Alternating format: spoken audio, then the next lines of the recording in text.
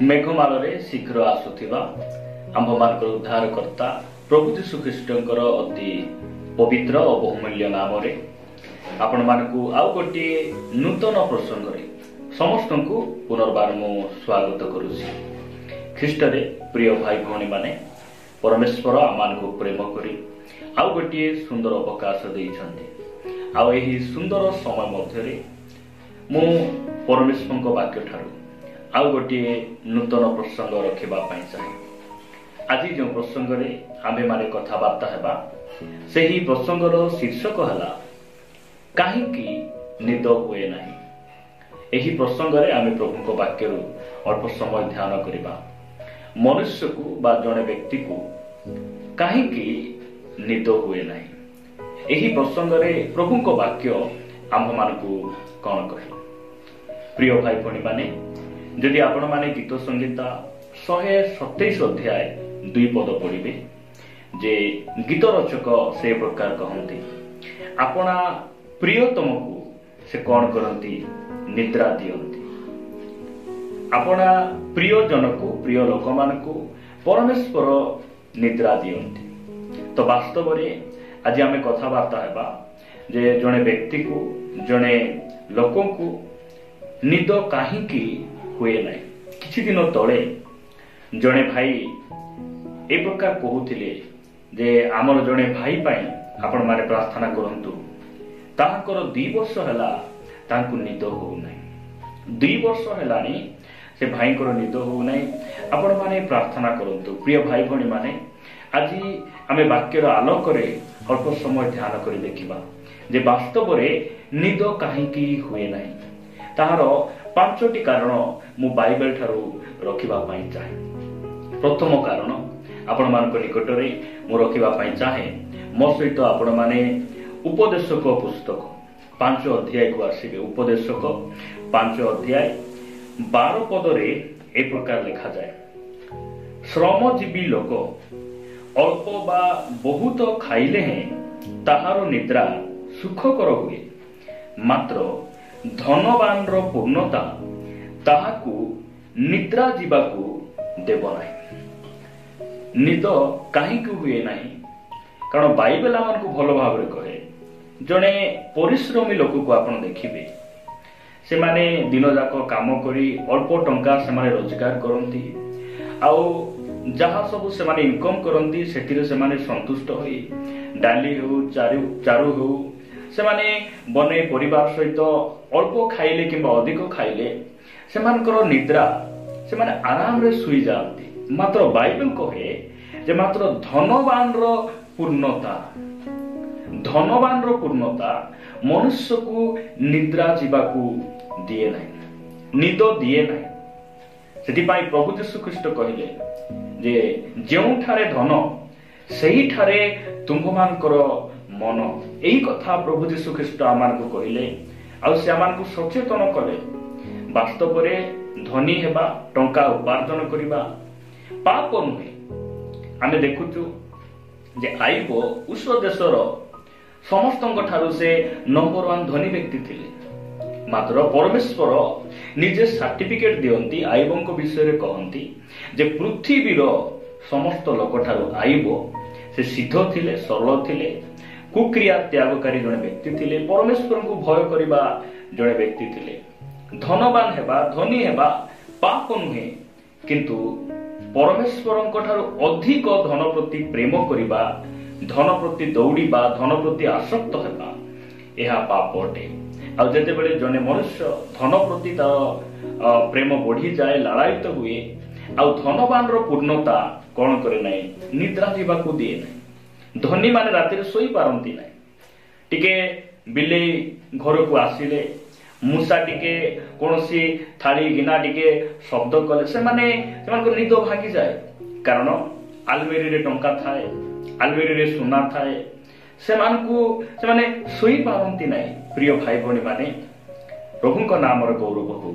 आज आमे देखुचु जे निद काहींकी हुए नाही। एकमात्र कारण जे धनवान जेते धन पूर्ण हो जाए धन बढ़े दिन दिन को आउ मनुष्य जब धन प्रति आसक्त हो जाए आउ तार निद्रा सुखकर हुए ना। ମୁଁ ଆପଣମାନଙ୍କ ନିକଟରେ ଦ୍ୱିତୀୟ ବିଷୟ ରଖିବା ପାଇଁ ଚାହେଁ। ଦ୍ୱିତୀୟ ବିଷୟ ଆପଣମାନେ ମୋ ସହିତ ଦାନିଏଲ ପୁସ୍ତକକୁ ଆସିବେ। ଦାନିଏଲ ଭବିଷ୍ୟତ ବକ୍ତାଙ୍କ ପୁସ୍ତକ ଆପଣମାନେ 6 ଅଧ୍ୟାୟକୁ ଆସିବେ। ଦାନିଏଲ 6 ଅଧ୍ୟାୟ 18 ପଦ ମୁଁ ଆପଣ ସମସ୍ତଙ୍କ ନିମନ୍ତେ ପଢିବା ପାଇଁ ଚାହେଁ। ଲେଖାଯାଏ, ଏଉତାରେ ରାଜା ଆପଣା ଅଟ୍ଟାଳିକାକୁ ଯାଇ ଉପବାସରେ ରାତ୍ରି କ୍ଷେପଣ କଲା ଓ ବାଦ୍ୟଯନ୍ତ୍ରାଦି ତାହା ନିକଟକୁ ଅଣାଗଲା ନାହିଁ, ଆଉ ତାହାର ନିଦ୍ରା ନହିଲା। ରାଜାଙ୍କର ନିଦ ହଉନାହିଁ। ଆମେ ଦେଖୁଛୁ ଯେ ରାଜା ନବୁକଦ୍ନେସର ତାହାଙ୍କର ନିଦ ହଉନାହିଁ। କାହିଁକି ନିଦ ହଉନାହିଁ? ସେ ରାତି ଯାକ କିଛି ଖାଇନାହାନ୍ତି। ଜଣେ ବ୍ୟକ୍ତିର ନିଦ କାହିଁକି ହୁଏ ନାହିଁ? ଭୋକରେ ରହିବା ଯୋଗୁଁ, ଉପବାସରେ ରହିବା ଯୋଗୁଁ ଜଣେ ମନୁଷ୍ୟକୁ ନିଦ ହୁଏ ନାହିଁ। ରାଜା ନବୁକଦ୍ନେସର ଏଥିପାଇଁ ସେ ଭୋଜନ କରୁନାହାନ୍ତି, କାରଣ ଦାନିଏଲଙ୍କୁ ସିଂହ ଗର୍ତ୍ତରେ ପକାଯାଇଛି। ଆଉ ଯଦି ଆପଣମାନେ ଯଦି ସେହି 6 ଅଧ୍ୟାୟ ଦାନିଏଲ 6 ଅଧ୍ୟାୟ 14 ପଦ ପଢିବେ, ତହୁ ରାଜା ଏକଥା ଶୁଣି ଅତିଶୟ ଅସନ୍ତୁଷ୍ଟ ହେଲା। ପୁଣି ଦାନିଏଲଙ୍କୁ ଉଦ୍ଧାର କରିବା ପାଇଁ ତାଙ୍କ ବିଷୟରେ ମନୋଯୋଗ କଲା, ଆଉ ତାଙ୍କୁ ରକ୍ଷା କରିବା ପାଇଁ ସୂର୍ଯ୍ୟାସ୍ତ ପର୍ଯ୍ୟନ୍ତ ଯତ୍ନ କଲା। ରାଜାଙ୍କର ମନ ଦିନ ଯାକ ପୁରା ଖରାପ ଅଛି। ଦାନିଏଲଙ୍କୁ ସିଂହ ଗର୍ତ୍ତରେ ପକାଇବାର ରାଜାଙ୍କର ତିଳେ ମଧ୍ୟ ଇଚ୍ଛା ନାହିଁ। ଏହି ପ୍ରକାର ଅସନ୍ତୁଷ୍ଟ ମନରେ ରହି ରାତିରେ ସେ କିଛି ଖାଇଲେ ନାହିଁ। ସେଥିପାଇଁ କଣ ହଉନାହିଁ? ରାଜାଙ୍କୁ ନିଦ ହଉନାହିଁ। ପ୍ରିୟ ଭାଇ ଭଉଣୀ ମାନେ, ଆମେ ନିଦ ନ ହେବାର କାରଣ କଣ? ବାଇବେଲ ଆମକୁ କହେ ଯେ କିଛି ନ ଖାଇବାରୁ ଆମେ କଣ ହେଇଥାଉ? ଆମେ ଶୋଇପାରୁ ନଥାଉ। ସେଥିପାଇଁ ଆମକୁ ରାତିରେ ଶୋଇଲା ବେଳେ ଆମକୁ ନିଶ୍ଚିତ ଭାବରେ ଆମେ କିଛି ଖାଇବା ପୂର୍ବରୁ ପରମେଶ୍ୱରଙ୍କର ବାକ୍ୟକୁ ଆମେ ପଢିବାର ଅଛି। କାରଣ ବାକ୍ୟ ଈଶ୍ୱରଙ୍କର ସେହି ସ୍ୱର୍ଗୀୟ ଆହାର ଅଟେ, ଆମମାନଙ୍କର ଆତ୍ମିକ ଖାଦ୍ୟ ଅଟେ। ସେଥିପାଇଁ ପରମେଶ୍ୱର ଆମକୁ ଯାହା ଦେଇଛନ୍ତି ତାହାକୁ ଆମେ ଭୋଜନ କରିବାର ଅଛି। ଅନେକ ଭାଇ ଭଉଣୀ ମାନେ ସେମାନେ ଘରେ ଯାହା ଅଛି ସେଥିରେ ସେମାନେ ସନ୍ତୁଷ୍ଟ ନୁହନ୍ତି। ଆମିଷ ନ ଖାଇଲେ ସେମାନଙ୍କର ପେଟ ପୁରେ ନାହିଁ, ନିଦ ହୁଏ ନାହିଁ। ଏ ପ୍ରକାର ଅନେକ ଭାଇ ଭଉଣୀ ମାନେ ସେମାନେ ପ୍ରତିଶ୍ରୁତି ଦିଅନ୍ତି। ପ୍ରିୟ ଭାଇ ଭଉଣୀ ମାନେ, ଠିକ୍ ସମୟରେ ଆମେ ଖିଆପିଆ କରିବାର ଆବଶ୍ୟକ ରହିଛି। ନହେଲେ ଆମକୁ କଣ ହେବ ନାହିଁ? ନିଦ ହେବ ନାହିଁ। କାରଣ ରାଜା ରାତି ଯାକ କିଛି ଖାଇଲେ ନାହିଁ, ଆଉ ତାଙ୍କୁ ନିଦ ନହେଲା। ବାଇବେଲ ଏହା ଆମମାନଙ୍କୁ କହେ। ମୁଁ ଆପଣମାନଙ୍କ ନିକଟରେ ତୃତୀୟ ବିଷୟ ରଖିବା ପାଇଁ ଚାହେଁ। ଆପଣମାନେ ତୃତୀୟ ବିଷୟ ଦେଖିପାରିବେ ଆଦି ପୁସ୍ତକ। ଏହା ହେଉଛି ତୃତୀୟ କାରଣ। ଆଦି ପୁସ୍ତକ 31 ଅଧ୍ୟାୟ 39 ଆଉ 40 ପଦ ମୁଁ ଆମ ସମସ୍ତଙ୍କ ନିମନ୍ତେ ପଢିବା ପାଇଁ ଚାହେଁ। ଲେଖାଯାଏ, ବରଞ୍ଚ ହିଂସକ ଜନ୍ତୁ ଯାହାକୁ ଖଣ୍ଡିଆ କଲା ତାହା ସୁଦ୍ଧା ତୁମ କତିକି ଆଣିଲି ନାହିଁ। ସେ କ୍ଷତି ଆପେ ସହିଲି। ଦିନରେ ଚରି ଯାଉ କି ରାତିରେ ଚରି ଯାଉ, ତାହା ତୁମେ ମୋ ହାତରୁ ନେଲ। ଦିନରେ ଖରା, ରାତିରେ କାକର ମୋତେ ଗ୍ରାସ କଲା। ମୋ ଆଖିରୁ ନିଦ ପଳାଇଗଲା। ଏହିପରି ମୁଁ ଥିଲି। ପ୍ରିୟ ଭାଇ ଭଉଣୀ ମାନେ, ଏହା ଆମେ ଏହି ବାକ୍ୟ ଯାହା ଯାକୁବଙ୍କ ବିଷୟରେ ଆମେ ପଢୁଛୁ। ଯାକୁବ ଯେତେବେଳେ ଆପଣାର ମାମୁଁ ଲାବନର ଘରକୁ ସେ ଗଲେ, ସେ ଲାବନଙ୍କର 2ଟି ଝିଅ ପାଇଁ ସେ 14 ବର୍ଷ ଦାସତ୍ୱ କର୍ମ କରିଥିଲେ ଏବଂ ପଶୁ ଛେଳି ମେଣ୍ଢା ନିମନ୍ତେ ସେ 6 ବର୍ଷ ଦାସତ୍ୱ କର୍ମ, ଏପରି 20 ବର୍ଷ ଆପଣ ମାମୁଁ ଘରେ ସେ ଦାସତ୍ୱ କର୍ମ କରୁଥିଲେ। କାହିଁକି? ନିଜର ଦାୟିତ୍ୱକୁ ତୁଳେଇବା ପାଇଁ। ପ୍ରିୟ ଭାଇ ଭଉଣୀ ମାନେ, ଅନେକ ସମୟରେ ଆମକୁ ନିଦ ହୁଏ ନାହିଁ। ଯେଉଁ ସମୟରେ କିଛି ଦିନ ତଳେ ଆମ ଚର୍ଚ୍ଚର ଉପାସନା ଚର୍ଚ୍ଚ ପୂଜାରୀପୁର ଆମର ପୁଅ ଝିଅ ମାନେ ସଣ୍ଡେ ସ୍କୁଲ ଗୋଟେ କଲଚରାଲ ପ୍ରୋଗ୍ରାମ ଗୋଟେ କରିଥିଲେ। ଆଉ ସେମାନେ ଡେକୋରେଟ କରିବା ପାଇଁ କିଛି ଚର୍ଚ୍ଚରେ କିଛି କାମ କରିବା ପାଇଁ, ସଜାଡ଼ିବା ପାଇଁ ସେମାନେ ତାଙ୍କର ଦାୟିତ୍ୱକୁ ତୁଳାଉ କାମ କରୁ କରୁ ମୁଁ ଶୁଣୁଥିଲି ଯେ ସେମାନେ ଘଣ୍ଟେ ପର୍ଯ୍ୟନ୍ତ ସେମାନେ କାମ କରୁଥିଲେ। ମୁଁ କହିବାର ଅର୍ଥ ଯେ ଆପଣଙ୍କର ଦାୟିତ୍ୱକୁ ତୁଳାଇବା ପାଇଁ ଯେତେବେଳେ ବୋଝଗ୍ରସ୍ତ ହେବେ, ଆପଣଙ୍କୁ ନିଦ ଲାଗିବ ନାହିଁ। ଏହା ବାଇବେଲ ଆମକୁ କହେ। ସେଥିପାଇଁ ନିଦ କେତେବେଳେ ଲାଗେ ନାହିଁ ଯେତେବେଳେ ଆମେ ଦାୟିତ୍ୱକୁ ତୁଲା। ପ୍ରିୟ ଭାଇ ଭଉଣୀ ମାନେ, ଏଇ ଯାକୁବଙ୍କ ବିଷୟରେ ଯଦି ଅନ୍ୟ ଭାଷାରେ କହୁ ଯେ ଯେତେବେଳେ ପ୍ରେମ ପାଗଳ ହେଇଗଲେ, ସେହି 14 ବର୍ଷ ତାଙ୍କୁ ଅଳ୍ପ ଦିନ ପରି ଲାଗିଲା, 7 ଦିନ ପରି ଲାଗିଲା, 14 ଦିନ ପରି ଲାଗିଲା ବୋଲି ବାଇବେଲ କହେ। ଖ୍ରୀଷ୍ଟରେ ପ୍ରିୟ ଭାଇ ଭଉଣୀ ମାନେ, ଆଜି ଅନେକ ଯୁବା ଯୁବତୀ ସେମାନଙ୍କୁ ଦିନ ରାତି ସମାନ ଅଟେ। କାରଣ ପୁଅମାନେ ଝିଅ ପଛରେ ସେମାନେ ପାଗଳ ଅଟନ୍ତି, ଝିଅମାନେ ପୁଅ ପଛରେ ପାଗଳ ଅଟନ୍ତି। ଆଉ ରାତିରେ ସେମାନେ ଫୋନ ମାଧ୍ୟମରେ ଗପି ଗପି ସେମାନଙ୍କୁ ନିଦ ହୁଏ ନାହିଁ। ଯାକୁବ ନିଜେ କହୁଛନ୍ତି, ମୁଁ ତୁମର ଲଗାମ ପରି ଖଟିଛି, ଆଉ ଯାହା କ୍ଷତି ହେଲା ମୋ ହାତରେ ଦେଲି। ଖରା ଗଲା, କାକର ବର୍ଷା ଗଲା, ମତେ ରାତିରେ ନିଦ ମଧ୍ୟ ହେଲା ନାହିଁ। ତୁମର 2ଟି ଝିଅ ପାଇଁ ମୁଁ ଦାସତ୍ୱ କର୍ମ କଲି, ପଶୁପଲ ପାଇଁ ମୁଁ ଦାସତ୍ୱ କର୍ମ କଲି। ଏହି କଥା ଯାକୁବ କହୁଛନ୍ତି। ପ୍ରିୟ ଭାଇ ଭଉଣୀ ମାନେ, ଯଦି ଆଜି ଅନେକ ବ୍ୟକ୍ତିମାନଙ୍କୁ ନିଦ କାହିଁକି ହେଉନାହିଁ? କାରଣ ସେମାନେ ମୋବାଇଲ ପଛରେ ପାଗଳ ଅଟନ୍ତି, ଫେସବୁକ୍ ପଛରେ ପାଗଳ ଅଟନ୍ତି, ହ୍ୱାଟ୍ସଆପ୍ ଆପ୍ରେ ସେମାନେ ବିଜି ଅଟନ୍ତି, ଚାଟିଂ କରିବାରେ, ଅନ୍ୟମାନଙ୍କ ସହିତ କଥା ହେବାରେ। ସେଥିପାଇଁ ସେମାନଙ୍କୁ ନିଦ ହୁଏ ନାହିଁ। ଏହା ବାଇବେଲ ଆମକୁ ସ୍ପଷ୍ଟ ଭାବରେ କହେ। ପ୍ରିୟ ଭାଇ ଭଉଣୀ ମାନେ, ମୁଁ ଆପଣମାନଙ୍କ ନିକଟରେ ଚତୁର୍ଥ ବିଷୟ ରଖିବା ପାଇଁ ଚାହେଁ। ଚତୁର୍ଥ ବିଷୟ, ଆପଣମାନେ ସେହି ଦାନିଏଲ ପୁସ୍ତକକୁ ଆସିବେ। ଚତୁର୍ଥ ବିଷୟ ଦାନିଏଲ ପୁସ୍ତକ 2 ଅଧ୍ୟାୟ 1 ପଦ। ଦାନିଏଲ ପୁସ୍ତକ 2 ଅଧ୍ୟାୟ 1 ପଦରେ ଲେଖାଯାଏ, ଅନନ୍ତର ନବୁକୁଦନେସ୍ତରର ରାଜତ୍ୱର 2ୟ ବର୍ଷରେ ନବୁକୁଦନେସ୍ତର ସ୍ୱପ୍ନ ଦେଖିଲା। ତହିଁରେ ତାହାର ଆତ୍ମା ଉଦ୍ବିଗ୍ନ ହେଲା ଓ ତାହାର ନିଦ୍ରା ଭଗ୍ନ ହେଲା। ନିଦ ଭାଙ୍ଗିଗଲା। କାହାର? ରାଜା ନବୁକୁଦନେସ୍ତରଙ୍କର ନିଦ ଭାଙ୍ଗି ଯାଉଛି। କାହିଁକି ନିଦ ଭାଙ୍ଗୁଛି?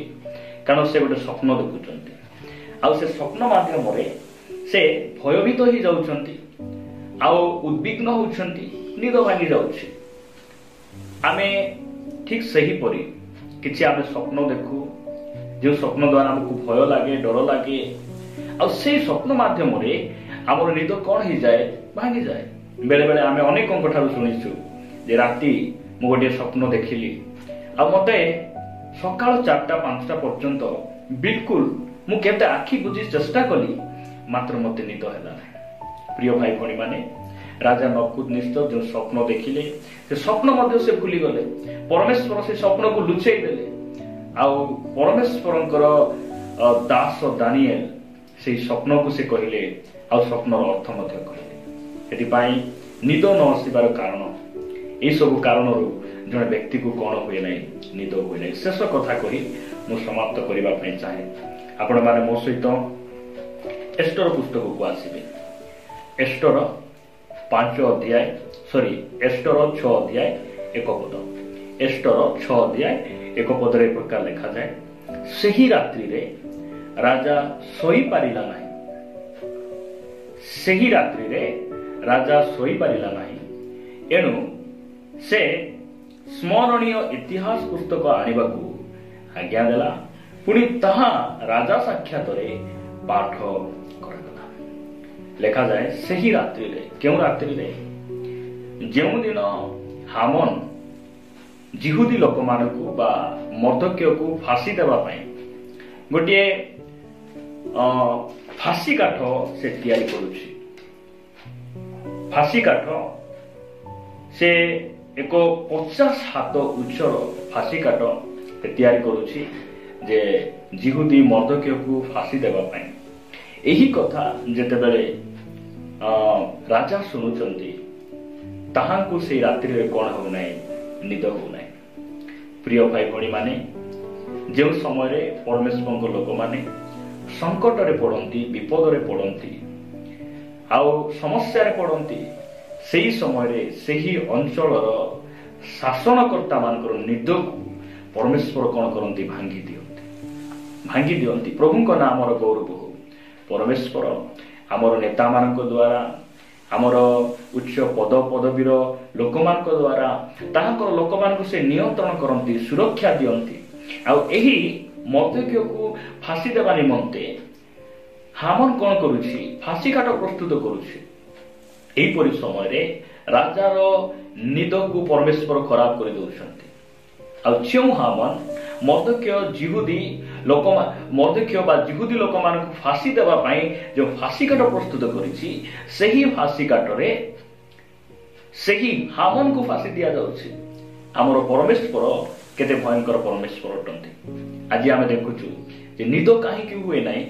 ବାଇବେଲରୁ ଆମେ ଧ୍ୟାନ କଲୁ ଯେ ପ୍ରଥମ କାରଣ ଧନର ପୂର୍ଣ୍ଣତା ଯୋଗୁଁ, ଧନ ବୃଦ୍ଧି ପାଇବାରୁ, ଧନ ପ୍ରତି ଆସକ୍ତ ହେବାରୁ ଗୋଟେ ମନୁଷ୍ୟକୁ ନିଦ ହୁଏ ନାହିଁ।